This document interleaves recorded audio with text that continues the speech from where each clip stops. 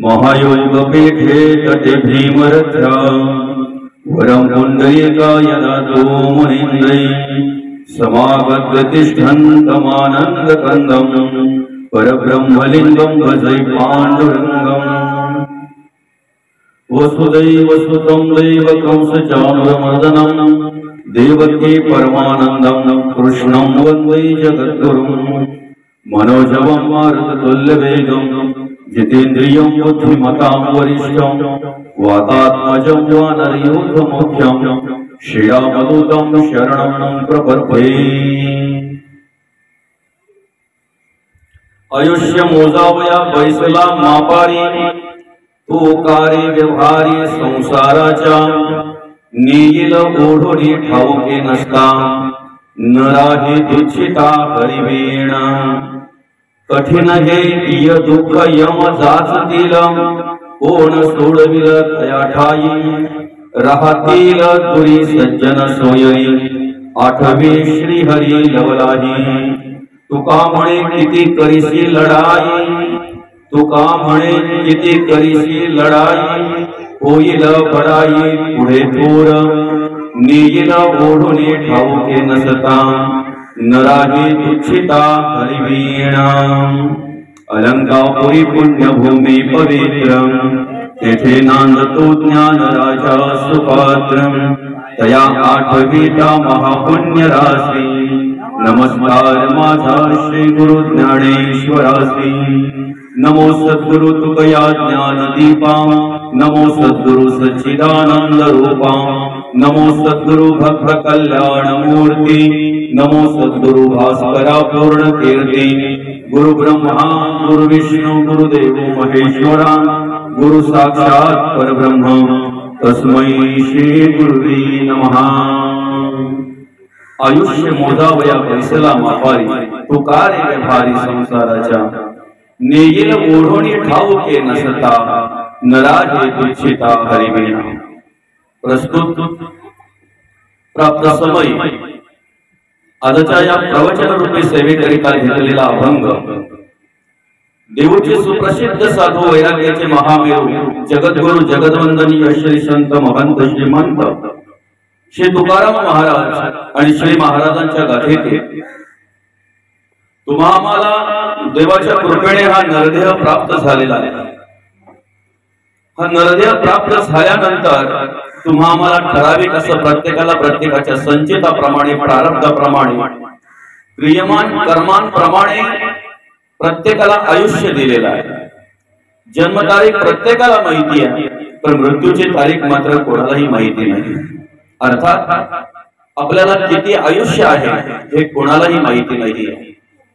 आम्ही जे आमचं आयुष्य मोजत असतो वाढदिवसाच्या रूपाने गेलेलं आयुष्य जे आम्ही साजरा करत असतो त्याचा सोहळा करत असतो खऱ्या अर्थाने ते आम्हालाही माहिती नसतं की आमचं आयुष्य जे गेलं ते कशा पद्धतीने गेलेलं आहे काय करून गेलेलं आहे आणि राहिलेलं आयुष्य किती आहे ते कशा पद्धतीने जाणार आहे हे सुद्धा आम्हाला माहिती नसतंय। पण जे आम्हाला आमचं आयुष्य माहिती नसतंय ते आयुष्य मोजावया मापारी बसवलेला आहे। तो कशा पद्धतीने कार्य करतोय तर कशा पद्धतीने मोजमाप करतोय त्याचप्रमाणे आम्ही या ठिकाणी कार्य करत असताना ज्या भ्रमामध्ये कार्य करतोय ज्या संध्यामध्ये कार्य करतोय आणि ज्या गोष्टीचं आम्हाला विस्मरण होत आहे खरं तर आपल्या आयुष्यामध्ये अनेक गोष्टी अशा आहेत की त्या सत्य आहेत पण सत्य असूनही आपण स्वीकारत नाहीत। त्या अनेक सत्य असलेल्या गोष्टींपैकी एक म्हणजे आम्हाला मृत्यू आहे आणि मृत्यू आहे प्रत्येकाला। या दष्टम तद नष्टम जे दिसतंय ते नासतंय। जर मृत्यू आहे तर ते आम्ही स्वीकारलं पाहिजे ते आम्ही स्मरणात ठेवलं पाहिजे आणि त्याचं विस्मरण झाल्यामुळे तो कधी येतोय आणि कधी घेऊन जातोय हे आम्हालाही माहिती नसतंय। म्हणून जगद्गुरु तुकोबा म्हणतात नेईल ओढोनी ठाऊके नसता न राहे तुच्छिता हरिवीणा। अखंड त्या भगवंताचं नामस्मरण आपण करावं म्हणजे आलेली प्रत्येक वेळ ही आपल्यासाठी चांगली असेल आपल्यासाठी हितकारक असेल। आणि म्हणून जर वाईट कर्म केलीत भगवंताचं विस्मरण जर झालं आणि विस्मरणातून जर आपल्याकडून अधर्माचं आचरण घडलं, अनितीने जर आपण वागलो, तर शेवटी अवस्था अशी आहे, कठीण हे दुःख यम जाचतील आणि ज्या वेळेला यम जाचतील, ज्या वेळेला काळाचा फटका आपल्याला पडेल, त्यावेळेला मात्र कोणी आपल्याला सोडवणार नाहीये. कोण सोडविल तया ठाई.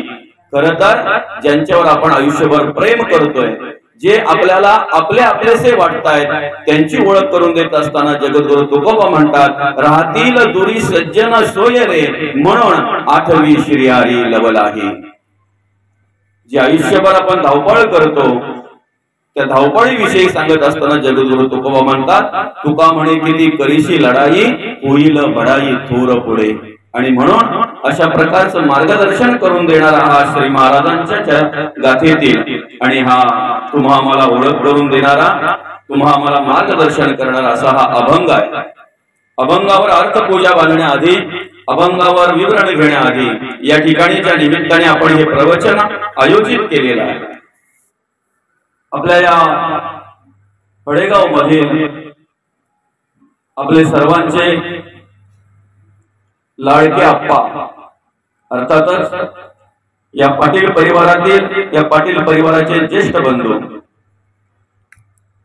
लोकनेते कैलासवासी अंबो पाटील यांचे मोठा मुलगा कैलासवासी तुकाराम शेठ अंबो जाधव अर्थातच पाटील, आपणचा 6 एप्रिल रोजी अल्पशा आजाराने निधन झालं आणि त्यांच्या निधनाने या ठिकाणी आज त्यांच्या स्मरणार्थ आपण तेरावांच्या निमित्ताने, त्यांच्या उद्धार कार्यांच्या निमित्ताने या ठिकाणी ही प्रवचन सेवा आयोजित केलेली आहे. खऱ्या अर्थाने या ठिकाणी कार्य करत असताना साधी राहणी आणि उच्च विचार अशा प्रकारे कार्य करणारे आपले आप्पा अनेक क्षेत्रांमध्ये त्यांचं कार्य आम्हाला पाहायला मिळत आहे आणि अनेक क्षेत्रांमध्ये उल्लेखनीय कार्य करता करता, आपल्या कुटुंबाचं पालन पोषण करता करता, आपला संसार सांभाळता सांभाळता आपल्या मुलांवर चांगल्या प्रकारे संस्कार केले, आपल्या कुटुंबावर चांगल्या प्रकारे संस्कार केले आणि असं आदर्शयुक्त उदाहरण म्हणजे आपले तुकाराम आप्पा. तुम्हा आम्हाला अल्पशा आजाराने आणि आपला सर्वांचा निरोप घेतला. जाणं तर प्रत्येकाला आहे, कारण या ठिकाणी या सगळ्या गोष्टींची ओळख करून देत असताना असं म्हटलेलं आहे, हे दष्टम तद नष्टम, जे दिसतंय ते नासतंय. जे दिसतंय ते नासतंय म्हणजे प्रत्येक जीवाला नाश तर आहेच आहे. या दृष्टीने, या चर्मचक्षुने जे दिसतंय त्याला नाश आहेच आहे. प्रत्येक जीवाला नाश आहे, पण जी पंचभूत दिसत आहेत, पृथ्वी आप तेज वायू आणि आकाश, या पंचभूतांना सुद्धा प्रलयकाली नाश आहे. अशा प्रकारे ओळख, अशा प्रकारे जाणीव त्या ठिकाणी आपल्याला करून दिलेली आहे. खर तर देह जाईल जाईल असे काळ वा खाईल, देह हे काळाचे धन कुबेराचे, येथे मनुष्याचे काय आहे याची ओळख करून देत असताना आपल्याला संत मार्गदर्शन करतात, उपदेश करतात. अनेक ठिकाणी संतांनी वर्णन केलेलं आहे की देह जाईल जाईल असे काळ बा खाईल नवे नवे, नाशिवंत देह जाणार सकळ आयुष्य काढून काळ सावधान. देहाची माती होणार आहे, देहाला अग्नी लागणार आहे, पण तत्पूर्वी अंतरात्मा असताना या ठिकाणी या देहामध्ये आपली सेवा करत असताना तो देव आपण काय कार्य करतो त्या कार्याचा लेखाजोखा केला जातो. त्या कार्याची पूर्णपणे माहिती त्या ठिकाणी ठेवली जाईल. आणि म्हणून देह जरी जाणार असेल, देहाला जरी नाश असेल, तरी सुद्धा कीर्ती रूपाने जर तुम्हाला या ठिकाणी कार्य करायचं आहे, कीर्ती रूपाने जर तुम्हाला या ठिकाणी राहायचं आहे, असं म्हणतात मरावे परी कीर्ती रूपी उरावे. आपल्या विचाराच्या रूपाने, आपल्या गुणांच्या रूपाने आणि आपल्या कीर्तीच्या रूपाने जर या ठिकाणी आपल्याला राहायचं आहे, तर निश्चित प्रत्येक वेळेला आपण त्या कर्माकडे लक्ष दिलं पाहिजे. प्रत्येक वेळेला आपल्या आयुष्याकडे आपण लक्ष दिलं पाहिजे. आपण कसं जगावं, कसं वागावं, कशा प्रकारे कार्य करावं याचा विचार आपण प्रत्येक वेळेला करायला हवा. खरं तर तुम्हा मला मनुष्य देह मिळालेला आहे हे सगळ्यात मोठं भाग्य आहे. कारण 84 लक्ष जीवयोनीचा जर आपण अभ्यास केला तर या 84 लक्ष जीवयोनीमध्ये सर्वश्रेष्ठ जर असेल तर मनुष्य देह मानव देह. एकीकडे 83,99,999 योनी आपण बाजूला केल्या आणि एकीकडे हा फक्त एक नरदेह जर आपण बाजूला केला तर आपल्याला नक्कीच कळेल की सर्वात महत्वाचा आणि सर्वात श्रेष्ठ जर असेल तर हा नरदेह आहे. बरं, याची निश्चयात्मक भूमिकेतून भगवंताने स्थापना केलेली आहे किंवा निर्मिती केलेली आहे. कशासाठी निर्मिती केलेली आहे? देवाचं भजन पूजन घडावं, परमार्थ करावा, धर्माचरण करावं, नीतीने वागावं, पुण्यात्मक कर्म करावी आणि या जन्म मृत्यूच्या रहाडगाड्यातून सुटावं. पुनरपि जननम पुनरपि मरणम पुनरपि जननी जठरे शयनम. या रहाडगाड्यातून आपण सुटावं यासाठी निश्चित या नरदेहाची तुम्हाला प्राप्ती झालेली आहे. हा नरदेह तुम्हाला दिलेला आहे. खरं तर या ठिकाणी आम्ही ओळख करून घेत असताना जर आम्हाला हा नरदेह प्राप्त झालेला आहे, हा नरदेह मनुष्य देह मिळालेला आहे, मनुष्य देह मिळून जर समजा आयुष्य नसतं तर आम्हाला काहीही साध्य करता आलं नसतं, आहे की नाही? कारण आज जर पाहायला गेलं तर प्रत्येकाला प्रत्येकाच्या संचिताप्रमाणे प्रारब्धाप्रमाणे वेगवेगळ्या प्रकारचं आयुष्य दिलेलं आहे. काही 100 वर्षापेक्षा जास्त जगतात, बरं का? काही 80, 60, 50, 40, 30, 20, 5, 10.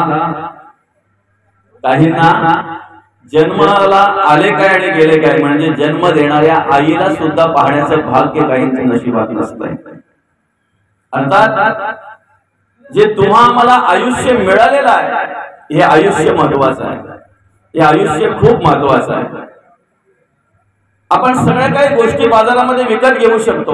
आपल्याकडे जर पैसा पाणी असेल तर एखादं इंद्रिय जर आपलं निकामी झालं तर ते इंद्रिय सुद्धा आपल्याला बाजारामध्ये कदाचित विकत मिळेल, पण आयुष्य कुठेही विकत मिळत नाही. राजा असता मृत्यू आला, लक्ष कोटी कबूल झाला तरी सोडीना त्याला मृत्यू नाही. राजा असताना मृत्यू आला, त्याने 1,00,000 कोटी जरी कबूल केला, वजना एवढे पैसे देतोय, वजना एवढं द्रव्य देतोय, वजना एवढं सोनं नाणं देतोय, काही जरी कबूल केलं तरी सोडीना त्याला मृत्यू. काही त्याला कारण आहे. आपण ज्याला द्रव्य समजतोय ना, आपण ज्याला महत्व देतोय ना, ते द्रव्य तिथे चालत नाही, बरं का? ते द्रव्य तिथे चालत नाही. आणि म्हणून अन्न, वस्त्र आणि निवारा या तिन्ही गरजा पूर्ण करण्यासाठी जे आपण धावपळ करतो, जे द्रव्य आपण गोळा करतोय, ते द्रव्य फक्त आपल्याला इह लोकासाठी चालतंय, इह लोकासाठी काम करण्यासाठी उपयोगी येतंय. परलोकामध्ये किंवा पुढचा विचार जर आपल्याला करायचा आहे तर ते द्रव्य त्या ठिकाणी चालत नाही. आणि म्हणून या आयुष्याचं जर आम्हाला सार्थक करून घ्यायचं आहे, या जीवनाचं जर आम्हाला सार्थक करून घ्यायचं आहे तर त्यासाठी आम्ही काय करावं त्याची जाणीव करून देत असताना संत म्हणतात, दादा आयुष्य मिळालेलं आहे, हे आयुष्य आपण कशा प्रकारे घालवावं, या आयुष्यामध्ये आपण काय करावं याचा पहिला विचार आपण केला पाहिजे. या ठिकाणी कार्य करत असताना पहिला विचार आमच्याकडे असा आला पाहिजे की आम्ही कोण आहे, तू कोण, आम्ही कोण आहे, कोणाचा, कुठून आलेलो होतो आम्ही, कुठून आला शिकायचा, कुठून आलेलो होतो आम्ही, आणि या ठिकाणी आल्यानंतर आम्हाला काय करायचं आहे, बरं का? या ठिकाणी आम्ही आलेलो आहोत पण आम्हाला काय करायचं आहे आणि काय करून आम्हाला कुठे जायचं आहे याचा विचार आम्ही सर्वप्रथम केला पाहिजे. याचा विचार आम्ही सर्वप्रथम केला पाहिजे. कुठून आलो याची ओळख करून देत असताना जगद्गुरु तुकोबा म्हणतात, आम्ही वैकुंठीचे वासी. कुठून आलोय आम्ही याची ओळख करून देताना जगद्गुरु तुकोबा आम्हाला म्हणतात, आम्ही वैकुंठीचे वासी. काय करायचंय आम्हाला, हरी गोविंदाचा आमचा धंदा. आलो याची कारण असतात. संतांच्या विचाराचा प्रसार आणि प्रचार करणं हे आमचं कर्तव्य आहे, हे आमचं काम आहे. धर्म आचरण करणं हे आमचं काम आहे. नीतीने जगणं, नीतीने वागणं आणि आमचं स्वतःचं पोट भरता भरता इतरांच्याही पोटाचा विचार करणं हे आमचं काम आहे. आम्ही स्वतःसाठी जगता जगता इतरांसाठीही जगता यावं याचा विचार करावा, याचा अभ्यास करावा आणि त्याप्रमाणे कर्म करावीत, हे आमचं कर्तव्य आहे, हे आमचं काम आहे. कुठल्या कामासाठी आम्ही आलो ह्याची कारण असतात. भगवंताचं नामस्मरण करणं, भगवंताचं गुणगान गाणं, देवाचा परमार्थ करणं, भक्ती करणं, हे आमचं काम आहे, हे आमचं आद्य कर्तव्य आहे. नवे नवे आम्ही ज्या ठिकाणी जन्माला आलेलो आहोत त्या ठिकाणी कर्माने आम्ही शोभणार आहोत. कर्म करणं हे आमचं काम आहे, हे आमचं कर्तव्य आहे. आणि केवळ कर्माची जाणीव करून देण्यासाठी आपण काय करावं, कसं जगावं, कसं राहावं, एवढी जाणीव करून देण्यासाठी 18 अध्यायी गीता भगवंताला मांडावी लागली, वर्णन करावी लागली.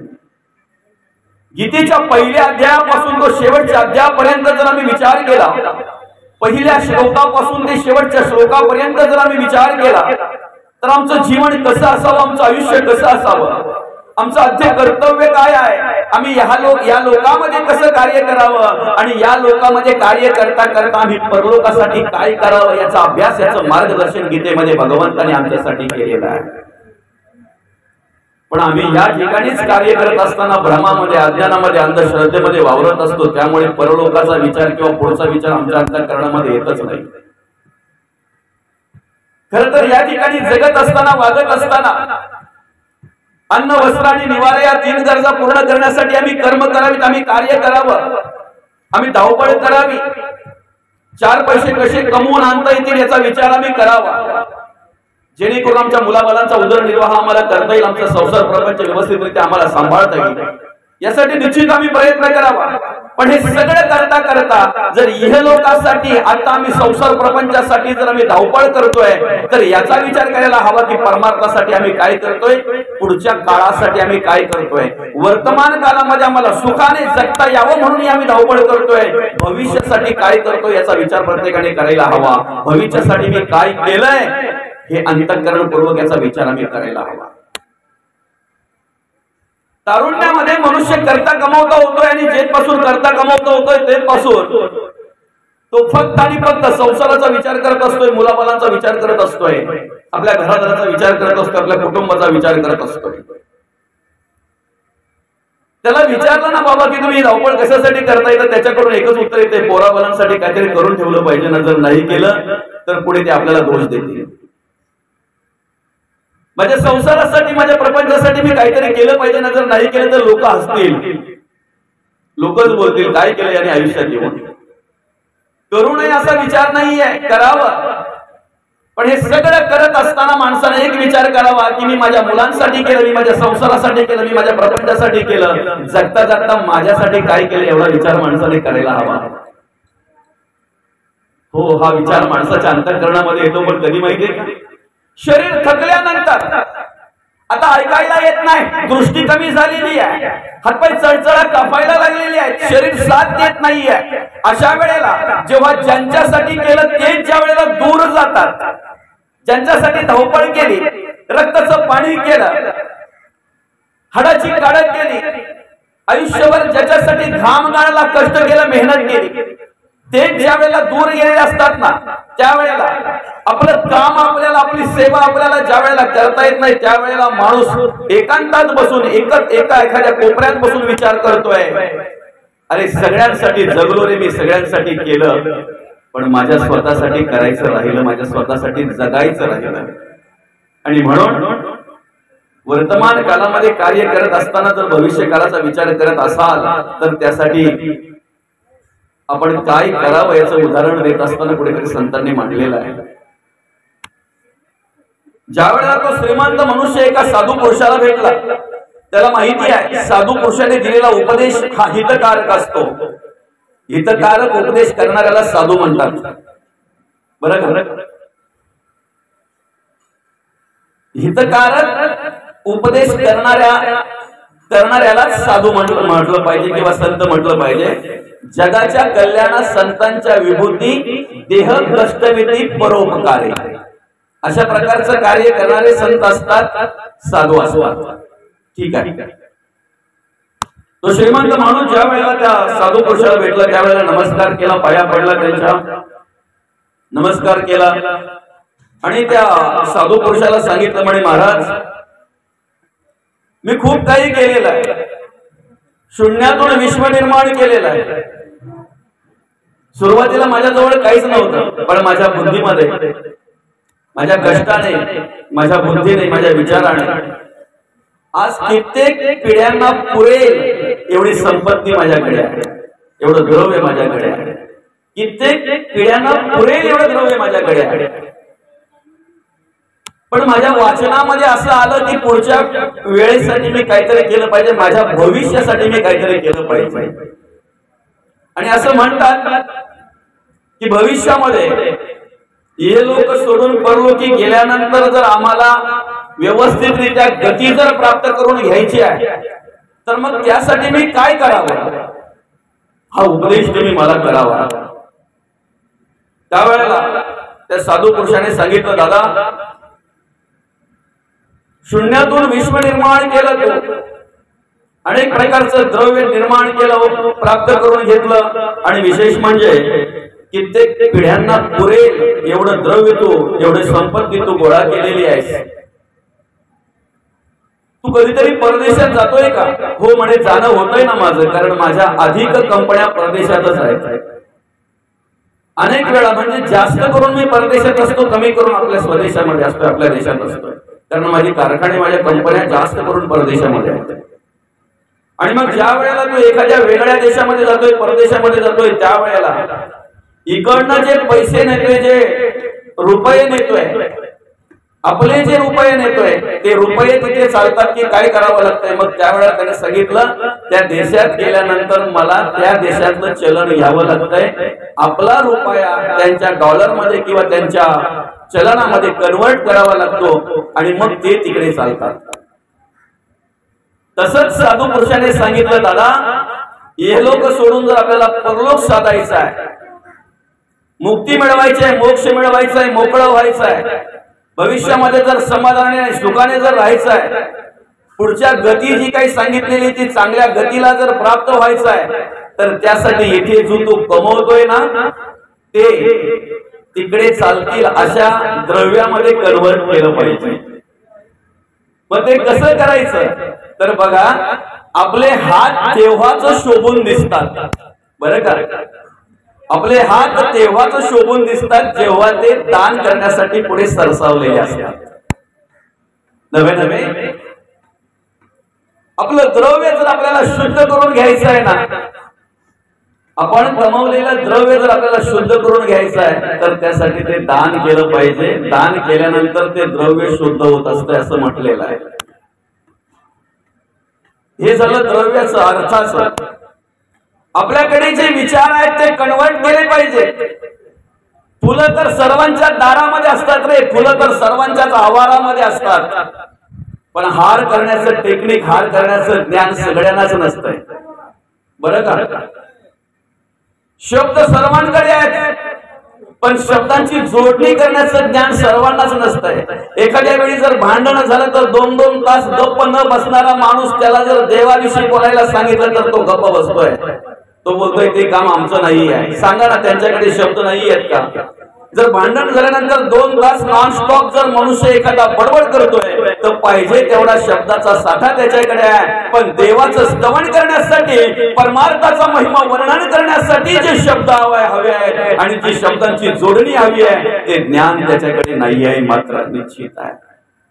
मग आम्हाला परलोक जर साधायचा आहे, उत्तम गतीला जर प्राप्त व्हायचं आहे, तर काय केलं पाहिजे? एखाद्याची आत्मस्थिती गेली असेल, एखादा संसार प्रपंचामध्ये हतबलच झाला असेल, जगावं की मरावं ही अवस्था जर त्याच्याकडे प्राप्त झाली असेल, तर आम्ही त्याला अशा प्रकारच्या शब्दांची जोडणी त्याच्या पुढे केली पाहिजे की एखादा आत्महत्या करायला प्रवृत्त झालेला मनुष्य आमच्या बोलण्याने, आमच्या सांगण्याने, आमच्या मार्गदर्शनाने त्याला जगण्याचा अधिकार आणि जगण्याचा मार्ग त्याला त्या ठिकाणी मिळाला पाहिजे, असं त्या ठिकाणी बोललो पाहिजे. आणि ज्या वेळेला हे विचार आम्ही अशा प्रकारे कन्वर्ट करतोय ना, हीच पुण्य आहे, आणि हेच पुण्य आम्हाला पुढच्या वेळेला कामा येत असतं हे निश्चित आहे. आम्ही जगताना, वागताना अशा प्रकारे जगावं. प्रत्येक माणसाच्या गरजा या त्याच असतात, अन्न, वस्त्र आणि निवारा.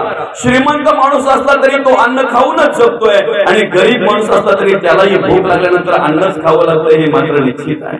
श्रीमंत आहे म्हणून पैसा खाणार नाही, श्रीमंत आहे म्हणून सोनं खाणार नाही, श्रीमंत आहे म्हणून चांदी खाणार नाही. ती चांदी मोडून त्याला अन्नच आणावं लागणार आहे, धान्यच आणावं लागणार आहे.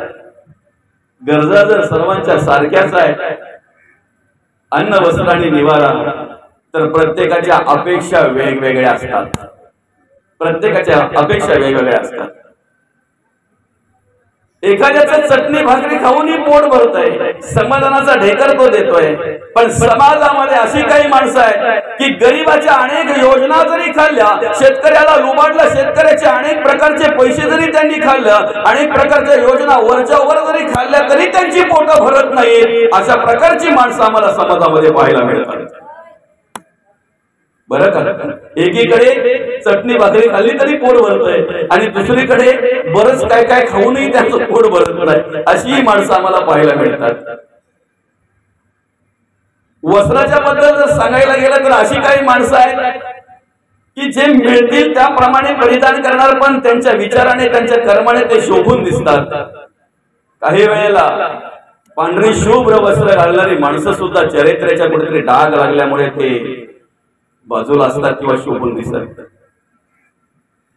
निवारा म्हटल्यानंतर आम्हाला 4 भिंतीचं घर असेल तर एखादा त्या ठिकाणी निवास करत असतो. करोडो रुपयाच्या बंगल्यामध्ये जे काही वेळेला आम्हाला समाधान पाहायला मिळत नाही ना, ते 4 भिंतीमध्ये पाहायला मिळते. त्याला कारण काय? तुम्ही जे कमवताय, तुम्ही जे आणताय, ते कसे आणताय याला महत्व आहे. बरं का, म्हणून मी नेहमी सांगत असतो, तुम्ही तुमच्या आयुष्यामध्ये किती कमवताय याचा हिशोब देव कधीच करत नाही.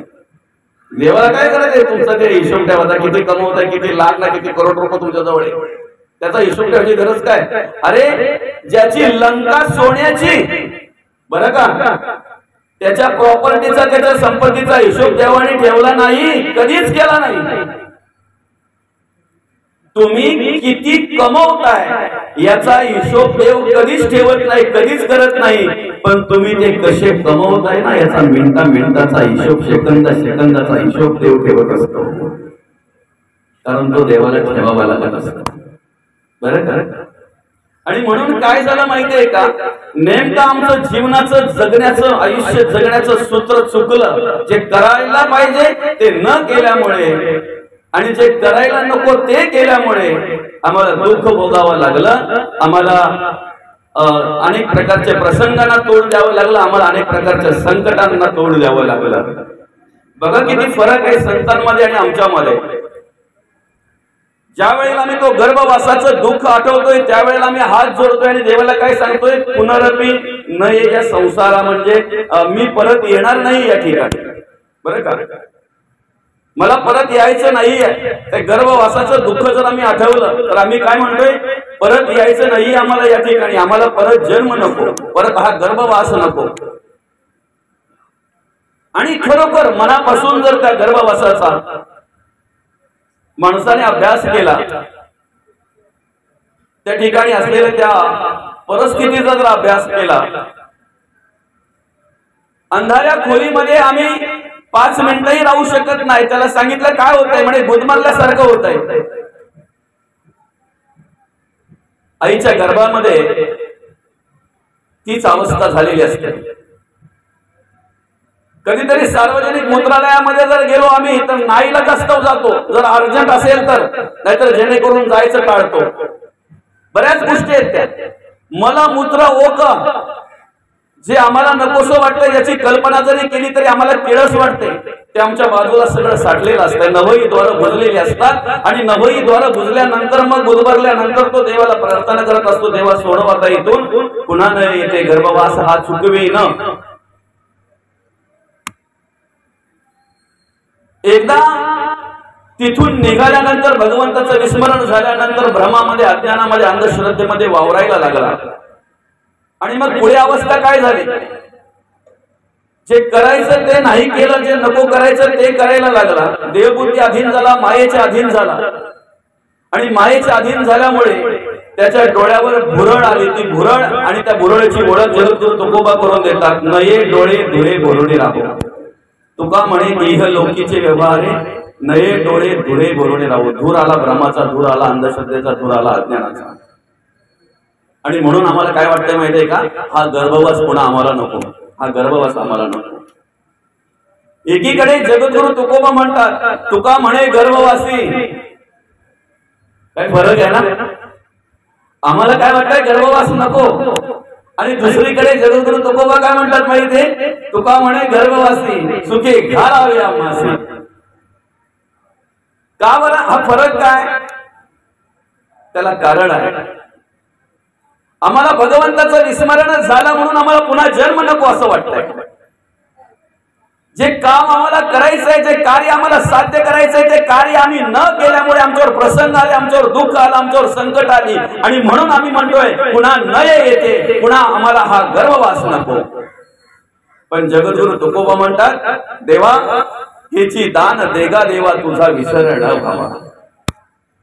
भगवंत पांडुरंग परमात्मा देवाने ज्या ज्या वेळेला मी या ठिकाणी येऊ त्या वेळेला जर तुमचं स्मरण आम्हाला होत असेल, तुमचं नामस्मरण जर आमच्याकडून घडत असेल, तुमचं परमार्थ आणि तुमची भक्ती जर आमच्याकडून घडत असेल तर देवा या गर्भवासाचं दुःख आम्हाला कितीही जरी झालं तरी ते आम्ही सहन करायला तयार आहेत. कारण त्या दुःखाच्या पुढं हे सुख आम्हाला अपार आहे, हे सुख आम्हाला महत्वाचं आहे.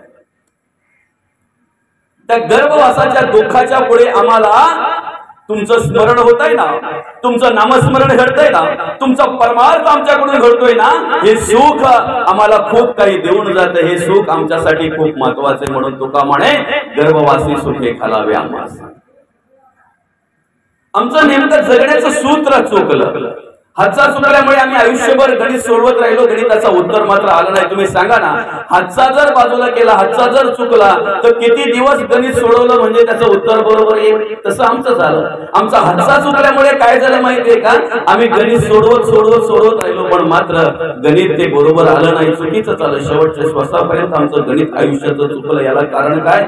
हातचा चुकला म्हणून. तो हातचा पहिला संतांनी धरलेला आहे, तो हातचा पहिला संतांनी पकडलेला आहे आणि मग आपल्या जीवनाचा प्रवास चालू केलेला आहे, मग आपल्या आयुष्याचा प्रवास चालू केलेला आहे. आणि म्हणून परत परत यायला लागलं तरी चालेल. हा गर्भवास आम्ही अखंड सहन करायला तयार आहोत. फक्त तुमचं स्मरण आम्हाला होत असेल तर, तुमचं नामस्मरण आम्हाला होत असेल तर. जगद्गुरु तुकोबा म्हणतात चंदनाच्या संगे बोरी बिघडल्या, आम्ही बिघडलो तुम्ही बिघडा. देवाचं नामस्मरण करतोय म्हणून जर आम्ही बिघडलो असं तुम्हाला वाटत असेल ना, देवाच्या विचारांचा प्रसार आणि प्रचार आम्ही करतोय, संतांच्या विचाराचा प्रसार आणि प्रचार आम्ही करतोय, धर्माचं कार्य आम्ही करतोय, नीतीने जगतोय, नीतीने वागतोय, धर्माचरण करतोय आणि ह्या कर्मामुळे आम्ही बिघडलो असं जर तुम्हाला वाटत असेल तर आम्ही अजून बिघडायला तयार आहे. देवाचं नामस्मरण करतोय म्हणून जर आम्ही बिघडलो असं तुम्हाला वाटत असेल तर आम्ही अजून बिघडायला तयार आहे. धर्माचं कार्य करतोय म्हणून आम्ही बिघडलो असं जर वाटत असेल तर आम्ही अजून बिघडायला तयार आहेत. कारण चंदनाचा नुसता संग झाला तर बोरीना चंदनाचा सुगंध आला. आम्हाला संतांचा संग झाल्यानंतर संतांचे गुण आमच्याकडे आले. हे आमचं भाग्य आहे, हे आमचं परमभाग्य आहे. आणि म्हणून आत्मा गेल्यानंतर देहाचं काय झालं यापेक्षा आत्मा असताना देहाने काय केलं हे महत्वाचं आहे. जे का जीवन मुक्त ज्ञानी त्यांचे शरीर पडो राणी अथवा पडो स्मशानी तरी ते धन्य झाले. आत्मा गेल्यानंतर देहाचं काय झालं? आम्ही वादात राहिलो. नक्की जगद्गुरु तुकोबांचं काय झालं? आम्ही वादात राहिलो. चोखोबांचं काय झालं? आम्ही वादात राहिलो. नाथ महाराजांचं काय झालं? आम्ही शोधत राहिलो. पण नाना शास्त्रे पठ्य लोक नाना दैवत पूजन महात्मा ज्ञान विरे पार्था सर्व कर्म निरर्थकम. तुम्ही जेवढ्या ग्रंथांचा अभ्यास कराल ना, तुम्ही जेवढं शास्त्र पुराण वाचत बसाल ना, तेवढा संदेह तुमच्याकडे आल्याशिवाय राहणार नाही, तेवढा भ्रम तुमच्याकडे निर्माण झाल्याशिवाय राहणार नाही. मग आम्ही काय करावं? ग्रंथ वाचता वाचता संतांना वाचावा आणि संतांना वाचता वाचता आम्हाला स्वतःला वाचता आलं पाहिजे याचा विचार आम्ही करावा. ज्या दिवशी आम्ही जगद्गुरु तुकोबांनी खऱ्या अर्थाने काय कार्य केलं हा विचार ज्या दिवशी करू ना, त्या दिवशी त्यांच्या पावलावर पाऊल ठेवून चालण्याची बुद्धी आम्हाला निर्माण झाल्याशिवाय राहणार नाही. बघा ना, जोपर्यंत जगद्गुरु तुकोबांकडे आर्थिक उंची होती, आर्थिक बळ होतं, पैशाची उंची होती, संपत्तीची उंची होती, तोपर्यंत त्यांना विरोध कमी होता. आर्थिक उंचीमुळे तुकोबांना विरोध झालेला नाही. पैशाच्या संपत्तीच्या उंचीमुळे तुकोबांना विरोध झालेला नाही. ज्या दिवशी तुकोबांकडे विचाराची उंची वाढली त्या दिवशी त्या विचारांपर्यंत पोहोचता येणार नाही म्हणून पंडितांनी त्यांना विरोध केलेला आहे. आजही जर समाजामध्ये कार्य करत असताना जर आमच्या एखाद्या आध्यात्मिक क्षेत्रातील माणसाला जर विरोध होत असेल ना तर त्यांनी समजायचं माझी विचारांची उंची वाढत आहे. आणि विचारांच्या उंची वाढत असताना ही पंडित लोक जे आहेत ना, हे विद्वान लोक जे आहेत ना, ते विरोध करत असतात हे निश्चित, कारण त्या उंचीपर्यंत त्यांना पोहोचता येत नाही. महत्वाचा विषय असा आहे की जे आयुष्य तुम्हाला आम्हाला मिळालं या आयुष्याचं आम्हाला सार्थक करून घ्यायचं आहे. किती जगला यापेक्षा कसा जगला याला महत्व आहे. 21-22 वर्ष कार्य केलं माझ्या माऊलींनी, ज्ञानोबांनी, पण आजही 100 वर्ष जगणाऱ्या माणसाने ज्ञानेश्वरीचा अभ्यास करावा आणि आपला उद्धार करून घ्यावा. हरिपाठाचा अभ्यास करावा, अमृत अनुभवाचा अभ्यास करावा, चांगदेव 65चा अभ्यास करावा आणि आपला उद्धार करून घ्यावा. हे 21-22 वर्षात केलेलं माझ्या माऊलींनी कार्य आहे. किती जगला याला महत्व नाहीये, किती जगून काय केलं याला महत्व आहे. माझ्या जगद्गुरु तुकोबांनी कार्य केलं, किती जगले याला महत्व नाही आहे, कसे जगले याला महत्व आहे. जगाच्या कल्याण संतांच्या विभूती देह कष्टविधी परोपकार. बघा ना, जगद्गुरु तुकोबांचा जरा जरी अभ्यास केला ना तरी माणसाच्या अंतःकरणामध्ये एक परमार्थ करण्याची स्फूर्ती, प्रेरणा निर्माण होते. दुष्काळाच्या वेळेला माऊली काही राहिलं नाही, काही राहिलं नाही हे बाजूला जाऊ द्या, डोळ्यासमोर मुलं, बाई गेली आणि माझे जगद्गुरु तुकोबा म्हणतात बरे झाले देवा निघाले दिवाळे, ऐसिया दुष्काले पिडा गेली.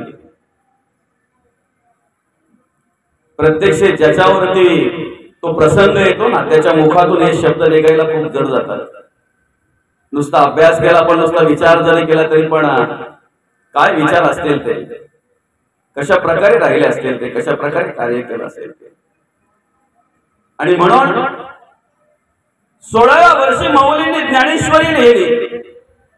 आम्हाला कमीत कमी 16व्या वर्षी वाचण्याची तरी बुद्धी झाली पाहिजे. हिंदवी स्वराज्य संस्थापक राजे शिवछत्रपतींनी आपल्या 16व्या वर्षी तोरणा किल्ल्यावर स्वराज्याचं पहिलं तोरण बांधलं. तेच आम्ही म्हणतोय 16वा वर्ष. किती फरक आहे त्यांच्यात आणि आमच्यात. किती जगला याला महत्व नाहीये, कसा जगला याला महत्व आहे. आणि म्हणून आम्ही संतांचा जो विचार करतोय ना तर त्यांनी केलेल्या कार्याचा. 9 वर्षाची आमची मुक्ताई 3 देवांना उपदेश करते. बघा ना, 9 वर्षाची मुक्ताई 3 देवांना उपदेश करते. एक म्हणजे ज्ञानदेव, काम क्रोध मागे सारा ताटी उघडा ज्ञानेश्वरा. दुसरं म्हणजे चांगदेव आणि तिसरं ज्या वेळेला निवृत्ती, ज्ञानदेव, सोपण आणि मुक्ताबाई ही 4ही भावंड पंढरपूर क्षेत्री आली पांडुरंग परमात्म्याच्या दर्शनाला. पहिली भेट झाली ती नामदेव महाराजांची. आणि नामदेव महाराजांची भेट झाल्यानंतर अधिकाऱ्याने मोठे होते निवृत्ती दादा, पण अधिकाऱ्याने मोठे असताना सुद्धा नामदेवांचं दर्शन घेतलं. ज्या वेळेला मोठी माणसं आपल्या पायाजवळ वागतात ना त्याच्यापेक्षा डबल आपल्याला तिथे वागता आलं पाहिजे. बरं का?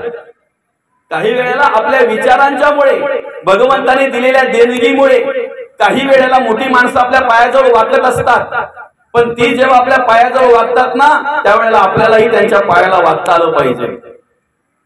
बरोबर आहे ना बाबा? पण तसं काही नामदेवांकडे दिसलं नाही. ताठपणाचे नामदेव महाराज तसेच्या तसे उभे राहिले, साधा हातही पुढे केला नाही किंवा तशी काही प्रतिक्रियाही काही दाखवली नाही. निवृत्ती दादांनी दर्शन घेतलं, ज्ञानदेवांनी दर्शन घेतलं, सोपान काकांनी दर्शन घेतलं आणि हे निहाळत होती मुक्ताई. एवढे मोठे अधिकार असलेले माझे दादा या ठिकाणी नम्र होत आहेत आणि नामदेव महाराजांकडे त्यांच्या चेहऱ्यावर सुद्धा तसा काही विषय दिसत नाही किंवा विचार दिसत नाही, नम्रता मुळेच दिसत नाही. अहंकाराने भरलेले नामदेव महाराज आणि त्यांचं ते दृश्य निहाळते मुक्ताई. तिघांनी दर्शन घेतल्यानंतर मुक्ताई मात्र पायाजवळ आली नाही, चरणाजवळ आली नाही, पाया पडायला आली नाही. म्हणून दादांनी मुक्ताईकडे बघितलं, माऊलींनी मुक्ताईकडे बघितलं. त्यावेळेला मुक्ताई म्हणते, जया साखंड पांडुरंगाचा संग हा अहंकार गेला नाही. आणि तिसरा उपदेश केला नामदेवांना. ज्ञानदेव, चांगदेव आणि नामदेव या तिन्ही देवांना उपदेश करणारे आमचे मुक्ताई. बघा ना कसं कार्य असेल त्यांचं, किती सामर्थ्य असेल त्यांचं. एक एक त्यांच्या चरित्राचा जर आम्ही अभ्यास केला ना तर त्यापैकी आम्हाला 25% सुद्धा त्रास नाही, 25% पण त्रास नाही. सामर्थ्य अपार, पण ते दाखवावं लागलं. शुद्धीपत्र मिळावं, समाजाने स्वीकारावं, मानपत्र मिळावं, आणि म्हणून त्यासाठी पैठणला ही चारही भावंड गेली. निवृत्ती, ज्ञानदेव, सोपान आणि मुक्ताबाई चारही भावंड पैठणला गेली. तिथे गेल्यानंतर काय लगेचच काम होणार नव्हतं बरं का. त्या खंडपीठाकडे जाऊन आणि आपल्याला ते सगळं काही सांगून आणि ते मागायचं आहे, म्हणजे 2-4 दिवस त्या ठिकाणी राहायचं होतं. ज्यांची सावली पडली तरी लोक इंद्रायणीमध्ये जाऊन आंघोळ करायची पाटलो म्हणून, त्यांना राहायला जागा कोण देणार बरं. पण ज्या वेळेला पैठणमध्ये ही चारही भावंड आल्यात असं कृष्णाजी देवकुळे यांना कळलं. आता हे कृष्णाजी देवकुळे कोण, तर विठ्ठल पंतांना अतिशय जवळून ओळखणारे, विठ्ठल पंतांचं कार्य अतिशय जवळून पाहणारे, पाहिलेले कृष्णाची देवकुळे म्हणून त्या ठिकाणी आजही तुम्ही पैठणला गेलात तर ते देवकुळे परिवार आजही आपल्याला पाहायला मिळतंय. आणि त्यांना माहिती झालं की चारही भावंड आलेली आहेत म्हणून त्यांनी त्यांना राहायला जागा दिली. जसं हे सगळ्या गावाला कळलं तसं गाववाल्यांनी त्यांना वालीत टाकलं. कृष्णाजी देवकुळे यांना वालीत टाकलं. त्यांच्या घरी कोणी जायचं नाही, त्यांच्याशी कोणी बोलायचं नाही, नावेने त्यांची दाढी डोकी करायची नाही, किराणावाल्यांनी त्यांना किराणा द्यायचा नाही, कोणी मजुरांनी त्यांच्या घरी काम करायला जायचं नाही, लोहारांनी त्यांचं काम करायचं नाही, कुठल्याही प्रकारे कोणीही त्यांना मदत करायची नाही. अशा प्रकारे त्यांना वालीत टाकलं कृष्णाजी देवकुळे काका यांना. काही दिवसांनी त्यांच्या घरी श्राद्ध करायचं आलं आणि पितर श्राद्ध करायचं असल्यानंतर पितरांना बोलवायचे जेवायला बरं का. आता गावातील इतर कुटुंबातील माणसांना किंवा पाहुण्यांना बोलवले जातात त्यावेळेला पितर म्हणून. आणि म्हणून त्यांनी काय केलं, गावामध्ये त्या पंडितांना आमंत्रण केलं, काही ब्राह्मणांना सांगितलं तुम्ही अमक्या अमक्या दिवशी माझ्या घरी यायचंय पितर म्हणून श्राद्धाचं जेवण जेवायला. आणि झालं, सगळ्यांनी होकार दिला. गावातील काही आचारी त्यांनी सांगितलं अमक्या अमक्या दिवशी तुम्ही लवकर यायचंय, जरा तुम्हाला स्वयंपाक करायचंय, त्यांनी सुद्धा होकार दिला. पण पुढे मधल्या काळामध्ये मीटिंग झाली आणि त्या मीटिंग मध्ये बरंच काहीतरी शिजलं गेलं. तो दिवस उजाडला गेला, श्राद्धाचा दिवस उजाडला. सकाळची वेळ आहे, कृष्णाची देवकुळे आचार्यांची वाट पाहत आहेत पण आचारी काही येत नाहीत. जाऊन बघितलं तर ते गाव सोडून परगावी कुठेतरी गेले होते. आता करायचं काय, हताश होऊन घराकडे निघाले. घरात आल्यानंतर ज्या वेळेला त्यांच्या चेहऱ्याकडे बघितलं, तोंडाकडे बघितलं, निराश झालेला, चिंताग्रस्त असलेला चेहरा. आणि त्या वेळेला ही चारही भावंड विचारतायत काका काय झालं. त्यावेळेला काकांनी सांगितलं आचारी सांगितले होते पण बाहेर गावी निघून गेले, येत नाहीये, येणार नाहीयेत. आता काय करावं, पितर तर जेवायला येतील, स्वयंपाक कोण करणार. कधीही स्वयंपाकाच्या जवळही न गेलेली आई कशी स्वयंपाक करते हेही न पाहिलेली माझी मुक्ताई त्या वेळेला बोलते बाबा कशाला विचार करताय, मी आहे ना, मी करते ना, आम्ही करू ना स्वयंपाक. आणि झाला स्वयंपाक तयार झाला. पितर यायची वेळ झाली पण एकही कोणी आलेला नाही, कोणी येत नाही. म्हणून कृष्णाजी देवकुळे त्यांच्या घरी गेले, प्रत्येकाला भेटले. कोण बोलतोय माझा उपवास आहे, कोण बोलतोय माझं जेवण झालं, कोण बोलतोय आताच बसून जेवण झालं, कोण बोलतोय नाही मला जमणार नाही कारण मला आज जेवायचंच नाहीये. अशी वेगवेगळ्या प्रकारची उत्तरं ऐकून हताश झाले, निराश झाले, विचारग्रस्त झाले. आणि घराच्या दिशेने ज्या वेळेला येताना त्यांना बघितलं निराश अवस्थेत, त्या वेळेला घरात आल्यानंतर या चारही भावंडांनी विचारलं काका काय झालं. त्यावेळेला काकांनी उत्तर दिलं, एकही कोणी येत नाही, सगळ्यांनी फसवलेला आहे. आता एवढा स्वयंपाक केलेला आहे, पितर तर आले पाहिजे, जेवण तर झालं पाहिजे, भोजन तर झालं पाहिजे, मग येणार कोण? तेवढ्यात इवलीची मुक्ताई म्हणते, बाबा काका ते येत नाहीत ना, त्यांच्या बापाला बोलवलं. काय म्हणते मुक्ताई? ते येत नाहीत ना, त्यांच्या बापाला बोलवू. आणि त्यांच्या बापाला बोलवू बोलल्यानंतर देवपुळे काका बोलतात, ताई ग सगळ्यांचे बाप गेलेत ना, तिथून बोलवू. हात मारल्याबरोबर सगळ्यांना यावं लागलं. जसे आले तशी पंगत टाकली. सगळ्या द्रव्यावरची सगळे जे काही पंचपक्वान्न होतं त्याच्यावरची झाकळं उघडली गेली. आणि तुम्हाला सांगतो, वाढायला सुरुवात केल्यानंतर तेवढ्या जागात तो सुगंध दरवळला त्या स्वयंपाकाचा. आचारी म्हणतात, आम्ही तर गेलो नाही, मग स्वयंपाक केला कोणी? पाहायला येतात तर प्रत्यक्ष पात्र वाढलेली आहे. अनेक पितर म्हणून जेवायला येणारे ब्राह्मण म्हणतात, आम्ही जर गेलो नाही तर मग जेवायला बसलाय कोण? ज्या वेळेला प्रत्यक्ष ते पाहायला आले ना, तर त्यांचीच वडील त्या ठिकाणी, त्यांचीच पितर त्या ठिकाणी जेवायला बसलेली. आणि मग ते विचार करायला लागले, आम्ही वर्ष श्राद्ध घरी करून पंचपक्वान्नाचं जेवण बनवूनही हे कधी येत नाही, आणि या ठिकाणी ते आलेले आहेत. दादा बोलवणारे त्या अधिकाराचे आहेत, आणि बोलवणारा अधिकाराचा असल्यानंतर बापाला पण यावं लागतंय त्यांच्या, बरं का? आणि म्हणून या ठिकाणी म्हटलेलं आहे की तुम्ही तुमच्या आयुष्यामध्ये कसे जगताय ना याला महत्व आहे, कसे वागताय याला महत्व आहे. आणि म्हणून आयुष्य जे तुम्हाला भगवंताने दिलेलं ही सगळ्यात मोठी भेट आहे.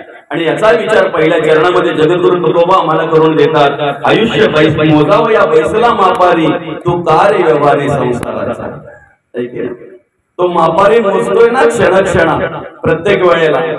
आता बघा आपलं आयुष्य कुठे गेलेलं आहे, कसा गेलेला आहे, आणि ते आम्ही कसं ओळखायचं आहे की नाही? जी वस्तू ज्या कामासाठी आम्ही आणतोय ते काम जर त्या वस्तूने केलं नाही, त्या वस्तूकडून जर झालं नाही, तर ती वस्तू आम्ही घरी ठेवत नाही. बरोबर आहे की नाही? समजा एखाद्या ताईने आग्रहास्तव वॉशिंग मशीन मागितली, घरी आणली, आहे की नाही? घरी आणल्यानंतर 2 दिवस काय चालली, तिसऱ्या दिवशी बंद झाली. बंद झाल्यानंतर काही केलं ती चालू होत नाही, चौथ्या दिवशी परत केली. कारण का? ज्या कामासाठी आणलेली आहे ते काम ती करत नाही, घरात ठेवून करायची काय? आम्हाला दुसरी द्या. हा नरदेह ज्या कामासाठी या ठिकाणी आणलेला आहे ते काम जर यांनी केलं नाही, तर मग त्याचं आयुष्य कुठं गेलं? जे धर्माचरण आम्ही करायला हवं, जे नीतीने आम्ही जगायला हवं, जो परमार्थ भक्ती देवाचं नामस्मरण आम्ही करायला हवं, त्याचं आमच्याकडून केलं नाही, घडलं नाही. आम्ही व्यसनाधीन झालो, आम्ही वासनेअधीन झालो. काम क्रोध लोभ माझा मत्सर दंभ संशय चिंता असूया अद्वय भावना कल्पना इष्णा वासना असं म्हणतात कृष्णा यांच्या अधीन होऊन आम्ही मनाच्या अधीन होऊन जसं पाहिजे तसं वागलो, जसं पाहिजे तसं वावरलो. आणि मग आम्ही आयुष्याचा विचार करायला लागलो, आमचं आयुष्य गेलं कुठं त्याची ओळख करून देत असताना जगद्गुरु तुकोबा म्हणतात, आयुष्य खातो काळ. बरोबर आहे की? तुम्ही जर वासनाधीन झाले असाल, तुम्ही जर व्यसनाधीन झाले असेल, नको तसे वागत असाल, कामाधीन क्रोधाधीन लोभाधीन होऊन, नको त्या विषयाधीन होऊन जर तुम्ही वागत असाल, तर तुमचं आयुष्य काळ खातोय असे जगद्गुरु तुकोबा म्हणतायत. आयुष्य खातो काळ, सावधान पाहिजे. काय सावधान पाहिजे? क्षणक्षणा हाची करावा विचार. जो विचार माझ्या जगद्गुरु तुकोबांनी केला, जो विचार माझ्या माऊलींनी केला, जो विचार शांती ब्रह्मनाथ महाराजांनी केला, जो विचार संत शिरोमणी नामदेव महाराजांनी केला, गोरोबा काकांनी, जनाबाई, बहिणाबाई, कर्णोपात्रा, मुक्ताई, जो विचार सर्व संतांनी केला, तो विचार आमच्या अंतःकरणामध्ये आला पाहिजे. आणि तो आमच्या अंतःकरणामध्ये जर विचार आला तर निश्चित आमचं आयुष्य सुंदर असणार आहे, आमचं आयुष्य व्यवस्थित असणार आहे. आणि म्हणून या ठिकाणी जगत असताना, वागत असताना, हे आयुष्यामध्ये कार्य करत असताना आम्ही पुढचा विचार केला पाहिजे. पुढे आम्हाला जगायचंय, वागायचंय, चांगल्या प्रकारे कार्य करायचंय. म्हणून आयुष्य मोजावं या बैसला तो कार्य व्यवहारी संसाराचा, तो मोजतोय. आम्ही मात्र संसाराच्या व्यवहारामध्ये अडकलेलो असतो. शेवटच्या श्वासापर्यंत आम्ही संसाराच्या व्यवहारामध्ये अडकलेलो असतो. खरं तर माऊली म्हणतात, देवाची द्वारी उभा क्षण भरी तेणे मुक्ती चारही साधी येला. सलोकता, समीपता, स्वरूपता आणि सायुज्यता ह्या चारही मुक्ती प्राप्त करून देण्याचा अधिकार नामस्मरणामध्ये आहे. म्हणून हरिमुखे म्हणा, हरिमुखे म्हणा, पुण्याची गणना कोण करेल. ते नामस्मरण करत असताना आम्ही कुठल्याही प्रकारे काळ वेळ पाहता कामा नाही, पंचांग पाहता कामा नाही, दिवस पाहता कामा नाही. ज्या वेळेला आम्हाला स्मरण होईल त्यावेळेला ते नामस्मरण आम्ही केलं पाहिजे. म्हणून माऊली म्हणतात काळ वेळ नाम उच्चारिता नाही. ते नामस्मरण आम्ही कसं करावं? ठाईच मैसोनी करा एक चित्त आवडी अनंत आळवावा. कशा पद्धतीने करावं? रेकामा अर्ध घडी राहू नको. आणि अशा प्रकारे जर अखंड आणि अखंड नामस्मरण जर आमच्याकडून घडलं तर आलेली प्रत्येक वेळ आमची असणार आहे. म्हणून जगद्गुरु तुकोबा दुसऱ्या चरणामध्ये म्हणतात नेईल ओढून खाऊ की नसता न राही तुच्छिता हारी वीणा. कधी येईल आणि कधी घेऊन जाईल पत्ता लागणार नाही. लोक मरोमरो जाती वडीले गेली ही प्रचिती.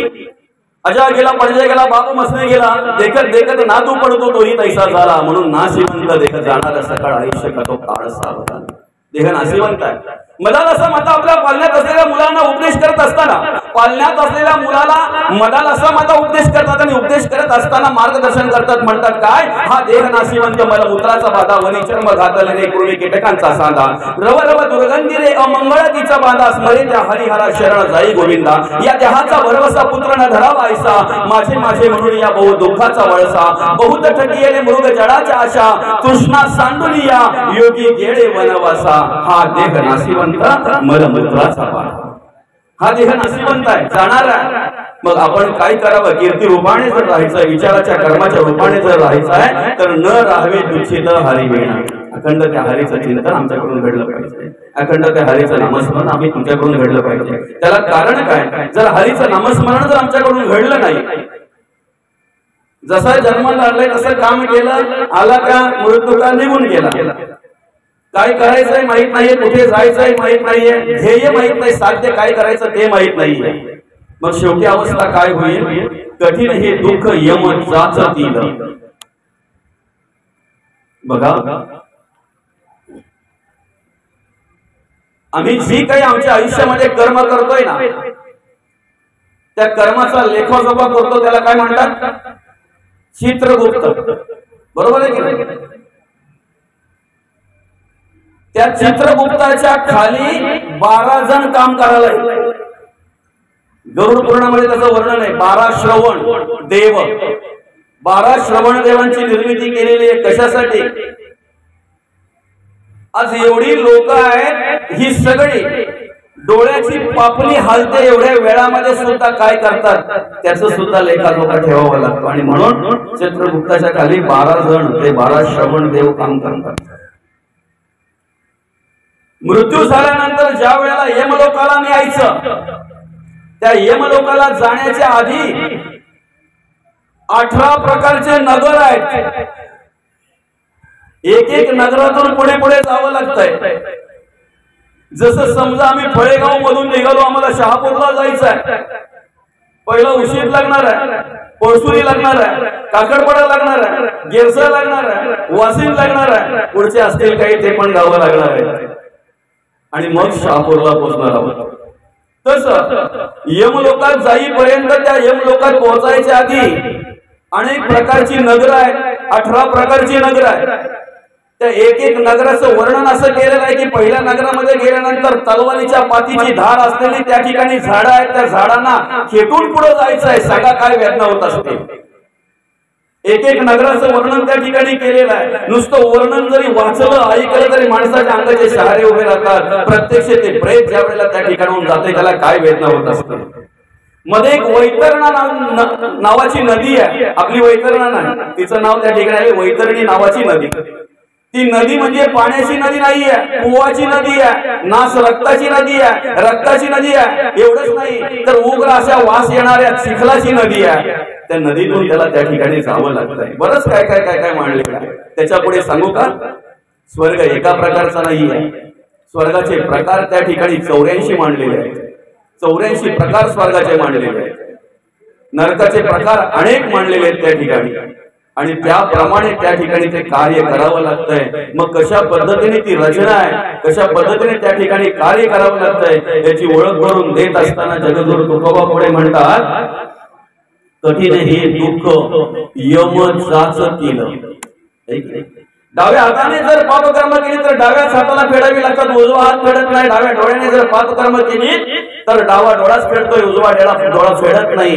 जसं ज्याने ज्या पद्धतीने कर्म करावे त्याला त्या पद्धतीने ती कर्म भोगावी लागतात, फेडावी लागतात, हे मात्र निश्चित आहे. त्याच्यामध्ये कोणी काही फेरबदल करू शकत नाही, म्हणून मानलेलं आहे नाही कुणाचे कोणी तुझे नव्हे रे कोणी, अंती जासील एकला रे प्राण्या मासे मासे म्हणून.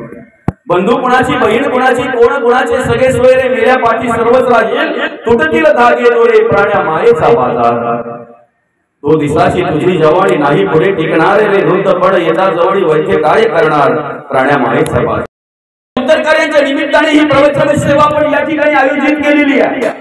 या घराण्याविषयी जर सांगायचं झालं खऱ्या अर्थाने या गावाचं नावच मोठं आहे, फळेगाव. ऐकी ना, अवघ्या कल्याण तालुक्यामध्ये नाही तर संपूर्ण ठाणे जिल्ह्यामध्ये खऱ्या अर्थाने समाजकारण कसं करावं, राजकारण कसं करावं, सामाजिक कार्यामध्ये माणसाने कशा प्रकारे जगावं, कशा प्रकारे वागावं, गावाने राजकारण करावं पण कशा प्रकारे करावं याचं आदर्शयुक्त उदाहरण म्हणजे हे फळेगाव. गेली कित्येक वर्षे ग्रामपंचायत बिनविरोध होतेच होते, पण कुठल्याही प्रकारचा भांडण तंटा नाहीये. आणि ज्या वेळेला आम्ही या फळेगावमध्ये मोठमोठ्या कार्यक्रमांना उपस्थित असतो ना, त्यावेळी वृद्ध माणसं आमच्या जवळ येऊन सांगत असतात, दादा बाबा ज्या गावात एकी आहे ना त्या गावात असे भव्य दिव्य कार्यक्रम पाहायला मिळतात. आणि खऱ्या अर्थाने हे सगळे आशीर्वाद जे असतात ना, हे आपल्या वरिष्ठांचे आशीर्वाद असतात, आपल्यावर केलेले संस्कार आपल्या आई वडिलांचे असतात. म्हणून याचे सुद्धा श्रेय जगद्गुरु तुकोबा आई वडिलांना देत असतात. आपुल्या हिता जो असे जागता धन्य माता पिता तयाची. या फळेगावामधील लोकनेते स्वर्गीय अम्मो पाटील आणि बाबा, या बाबांचा मोठा मुलगा, या पाटील परिवाराचे मोठे बंधू कैलासवासी तुकाराम, अर्थातच आप्पा, सगळ्यांचे आवडते आप्पा. जीवनाची सुरुवात बघा कशी केलेली आहे त्यांनी. स्वतःसाठी आणि स्वतःसाठी जगणारी माणसं अनेक असतात, पण इतरांसाठी जगणारी माणसं थोर असतात, हे मात्र निश्चित आहे. या ठिकाणी कार्य करत असताना त्यांचा पहिला व्यवसाय होता भात खरेदीचा. वडिलांच्या पश्चात तो व्यवसाय मोठा मुलगा म्हणून आप्पा सांभाळायचे. भात खरेदी आणि विक्री करण्याचा व्यवसाय त्या ठिकाणी अनेकांनी त्यांना सहकार्य केलं. मग या गावातील याच परिवारातील आमचे बाळराम अप्पा असतील किंवा कृष्णबंधू असतील, सीताराम काका असतील, वाणी समाजाचे, अनेकांनी त्या ठिकाणी त्यांनाही आधार या पाटील परिवारांनी दिला, त्यांनाही सामावून घेतलं, त्यांनाही चांगल्या प्रकारे उद्योग क्षेत्रामध्ये कशा प्रकारे प्रगती होईल यासाठी सहकार्य केलं. आणि खऱ्या अर्थाने या ठिकाणी ते कार्य करत असताना बघा, सूक्ष्मातून छोट्या छोट्या गोष्टींतून आपल्याकडून बरंच काही पुण्याचं काम घडत असतंय. कदाचित त्याची गणना आपणही करत नाही, पण देव कधी विसरत नाही मात्र निश्चित आहे. आणि ते पुण्याचं काम करताना त्या ठिकाणी ह्या परिवारामध्ये तो व्यवसाय सुरू असताना कमीत कमी 40 ते 50 बैलगाड्या आपल्या परिसरातल्या काम करायच्या.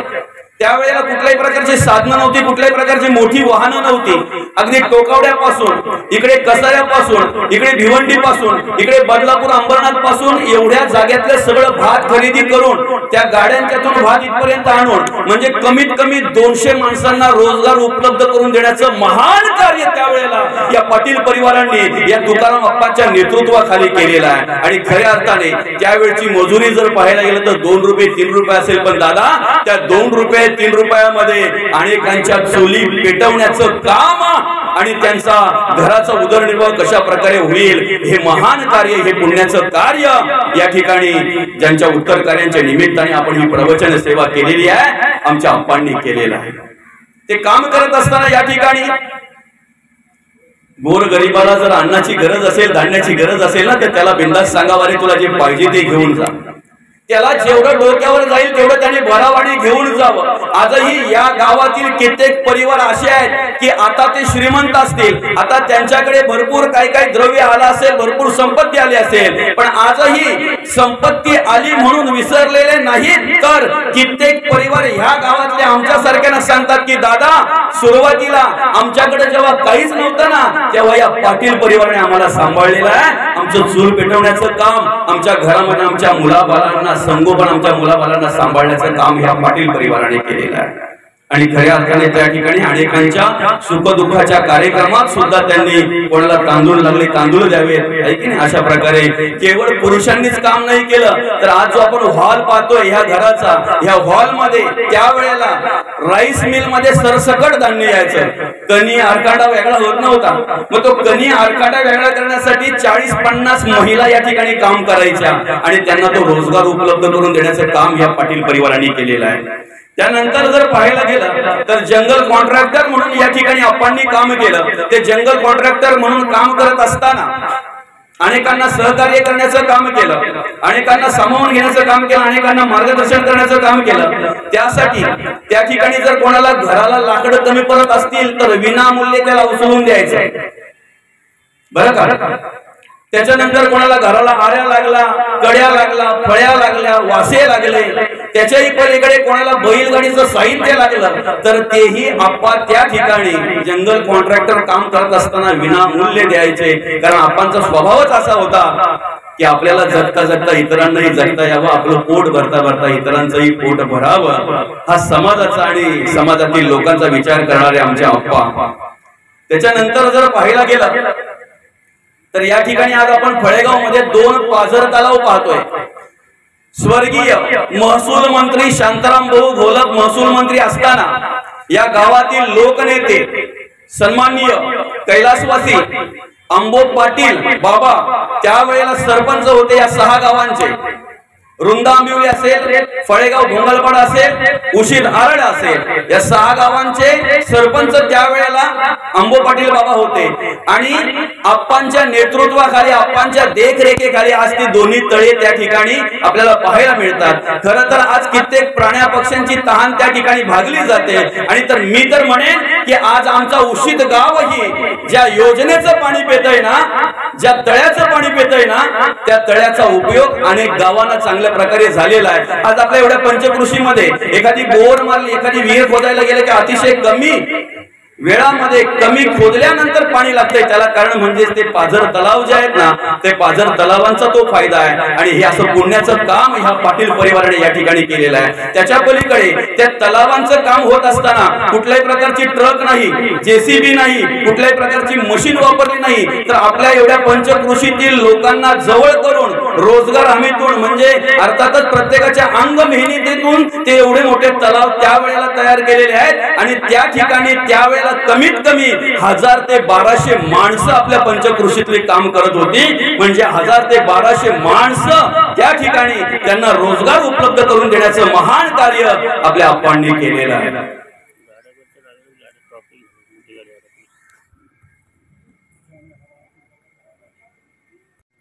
त्या ठिकाणी जवळजवळ 1000 ते 1200 लोकांना त्या माध्यमातून आणि रोजगार मिळवून देण्याचं काम त्या ठिकाणी आप्पांनी, आप्पासाहेबांच्या देखरेखीखाली त्या वेळेला झालं। म्हणजे एवढं महान कार्य खऱ्या अर्थाने त्या वेळेला आप्पांकडून घडलेलं आहे। अजून या व्यक्तीविषयी जर सांगायचं झालं तर आपल्याला सर्वांना माहिती आहे, आपल्या कल्याण तालुक्यातील सगळ्यात मोठी शेतकरी सेवा सोसायटी जर असेल तर ही फळेगाव सेवा सोसायटी। जवळजवळ 17-18 गाव आहेत ना काहीतरी काका सेवा सोसायटीला आपल्या, म्हणजे सांगोड्यापासून तर इकडे टिटवाड्यापासून तर आपलं सगळं दहिवली वगैरे हे सगळे गाव या सेवा सोसायटीमध्ये आहेत। आणि त्या सोसायटीची सुरुवातीला आर्थिक परिस्थिती बिकट असताना, म्हणजे आर्थिक परिस्थिती जर पाहायला गेलं तर अगदी सोसायटी डबघाईला आलेली असताना अनेक शेतकऱ्यांना सदस्यत्व करून, अनेक शेतकऱ्यांना सभासद करून, त्यांना वेळेवर कर्ज देऊन ते परत वसूल करून ही सोसायटी टिकवण्याचं काम आप्पांनी केलेलं आहे।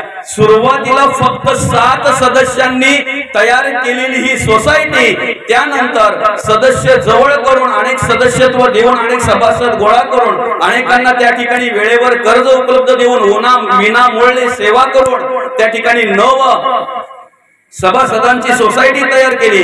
त्यानंतर अजून काही सभासद जोडले गेले आणि त्यासाठी आपण प्रयत्न केले। 11 सभासदांची सोसायटी या ठिकाणी तयार केली। आज त्याच सोसायटीमध्ये जवळजवळ 13 सदस्यांची सोसायटी या ठिकाणी ही कार्य करते आणि खऱ्या अर्थाने पारदर्शकपणे त्या ठिकाणी काम करण्याचं कार्य अप्पासाहेबांनी केलेलं आहे। माझ्या डोळ्यासमोर अशी कितीतरी उदाहरणं आहेत। आता माझा मित्र रविकांत पाटील आपणचा मोठा मुलगा, अगदी आमचे जवळचे घरचे नाते संबंध असल्यामुळे अगदी जवळचे मित्रत्व संबंध असल्यामुळे नेहमी येणे जाणं असायचं। केवळ या फळेगाव सेवा सोसायटीचेच शेतकरी नाही तर आपल्या कल्याण तालुक्यातील आजूबाजूच्या ज्या सेवा सोसायटी आहेत तिथले शेतकरी सुद्धा आपणकडे यायचे। त्याला कारण त्या ठिकाणी बँकेवर कार्य करणारे अनेक अधिकारी असतील, अनेक सेवा सोसायटींचे काम करणारे अधिकारी असतील, सचिव असतील, आपणना चांगले मानायचे, आपणचा शब्द पुढे जाऊ देत नव्हते, पडू देत नव्हते। त्यामुळे आपणनी सांगितलेलं काम ते करायचे हे सगळ्या शेतकऱ्यांना माहिती होतं। म्हणून परिसरातले शेतकरी सुद्धा आपणकडे यायचे आणि त्यांच्या ज्या काही समस्या असतील ते सांगायचे। अशा अनेकांच्या समस्या सोडवण्याचं काम अप्पासाहेबांनी या ठिकाणी केलेलं आहे। त्याच्यानंतर ह्याच सोसायटीतून ज्याला गरज असेल त्याला वेळेवर कर्ज उपलब्ध करून द्यायचं। आणि ह्या माणसाविषयी जर सांगायचं झालं, आपण विषयी जर सांगायचं झालं तर कधीही कोणाकडून चहाची सुद्धा अपेक्षा केलेली नाही, कधीच नाही। एकदम म्हणजे आपण म्हणतो ना की साधी राहणी आणि उच्च विचार कशा प्रकारे माणसाने जगावं। अनेक प्रकारची पदं त्यांनी भोगली, हो पुढे आहेत ती सगळी अनेक प्रकारची पदं भोगली, पण आपणचा बॅनर कधीच दिसला नाही। डायरेक्ट इथे ते बॅनरवर दिसतात। आता बॅनर कधीच त्यांनी लावला नाही आणि उंच वस्त्र कधीच नाही, बरं का। साधी राहणी आणि उच्च विचार अशा प्रकारे कार्य आपण केलेलं आहे। त्याचप्रमाणे आंबिवली रुंदा, भोंगालपाडा, फळेगाव आणि उशीद आराडे या 6 गावांची ग्रुप ग्रामपंचायत असताना 2 वेळा आपण या ठिकाणी निवडणूक लढवून आणि दोन्ही वेळा आप्पा निवडून आलेले आहेत। त्या ठिकाणी या ग्रामपंचायतीमध्ये काम करत असताना अनेकांची सेवा करण्याचं काम आपण केलं। त्याचप्रमाणे कल्याण तालुका खरेदी विक्री संघावर गेली 10 वर्ष ते संचालक म्हणून, सभासद म्हणून त्या ठिकाणी कार्य करत होते। त्याच्यानंतर कृषी उत्पन्न बाजार समिती, कल्याण कृषी उत्पन्न बाजार समितीमध्ये सुद्धा ते 1 वेळा निवडून आलेले। एवढंच नाही तर ग्रामीण रोजगार हमी योजना कार्यकारिणी कल्याण तालुका सदस्य म्हणून त्या ठिकाणी त्यांनी कार्य केलं। आणि सन्माननीय माजी आमदार, या मुरबाड विधानसभेचे माजी आमदार सन्माननीय गोटीराम भाऊ पवार साहेब यांच्या मार्गदर्शनाने, यांच्या नेतृत्वाखाली मला कालच आमच्या गोपालकाकांनी माहिती दिली की उशीरला जायला रस्ता बैलगाडीचा होता हरकीतून, हरकी बोलतोय आपण त्या जागेला, त्या जंगलाला, त्या याला हरकी बोलतोय, तिथून होता। कुठल्याही प्रकारचा कच्चा रस्ता नसताना, म्हणजे आपण बोलतोय, आपण पाहतोय की कच्चे रस्ते अनेक वर्षे असतात आणि मग त्याच्यानंतर डांबरीकरण होत आहे। पण मामाला पण माहित असेल, माझ्यापेक्षा आपले चिमा मामा या ठिकाणी आहेत, मी तर हाताच समजा, पण या मंडळीला सगळ्यांना माहिती असेल। एक माहिती दिली त्या पद्धतीने कुठल्याही प्रकारे कच्चा रस्ता नसताना डायरेक्ट डांबरीकरण करण्याचं काम पवार साहेबांच्या नेतृत्वाखाली आणि या पाटील परिवाराच्या मार्गदर्शनाने किंवा पाटील परिवाराच्या देखरेखीखाली ते झालेलं आहे। खऱ्या अर्थाने असं पुण्याचं काम या पाटील परिवाराने अनेक प्रकारचं केलेलं आहे। आणि एक विशेष सांगायला या ठिकाणी या परिवाराविषयी आनंद वाटतो, विशेष करून अप्पांविषयी, की ह्या गावामध्ये अनेक वेगवेगळ्या प्रकारच्या जातीची माणसं राहत आहेत। मग त्याच्यामध्ये वाणी समाज असेल, बौद्ध समाज असेल, अनेक प्रकारचा वेगवेगळ्या प्रकारचा समाज असेल। मला वाटत नाही की कुठल्या समाजाशी अप्पांची भांडण असेल, कुठल्याही समाजाशी भांडण नाही, उलट अनेक समाजांशी त्यांनी चांगल्या प्रकारे संबंध ठेवले, अनेक समाजांना सहकार्य केलं। आणि ज्या ज्या वेळा आम्ही या ठिकाणी बसायला यायचो, मध्ये अप्पा गेल्यानंतर 4-5 फेऱ्या ज्या वेळेला आम्ही आलो या ठिकाणी, जेव्हा जेव्हा येणं झालं त्या त्या वेळेला असं पाहायला मिळालं की सगळ्या समाजाची माणसं या पाटील कुटुंबाच्या दुःखामध्ये सहभागी होण्यासाठी आणि त्यांचं सांत्वन करण्यासाठी आम्हाला या ठिकाणी पाहायला मिळाली। खरं तर बौद्ध समाज असेल, त्या समाजातील माणसांना सुद्धा चांगल्या प्रकारे सहकार्य करण्याचं काम आपण केलं। वाणी समाज असेल, आज खऱ्या अर्थाने त्या वाणी समाजाकडे पाहिल्यानंतर त्यांच्या घरातला सदस्य गेल्याचं दुःख त्यांना वाटतंय। ज्यावेळेला आम्ही त्यांच्याशी बोलतोय तेव्हा कळतंय. म्हणजे एवढं प्रेम, एवढा जिव्हाळा, एवढा आदर आप्पांविषयी का? त्याला कारण म्हणजे आप्पा जगले, पण केवळ स्वतःसाठी नाही, स्वार्थासाठी नाही, तर कुटुंबासाठी, समाजासाठी आणि आपल्या बहुजन समाजातील प्रत्येक घटकासाठी.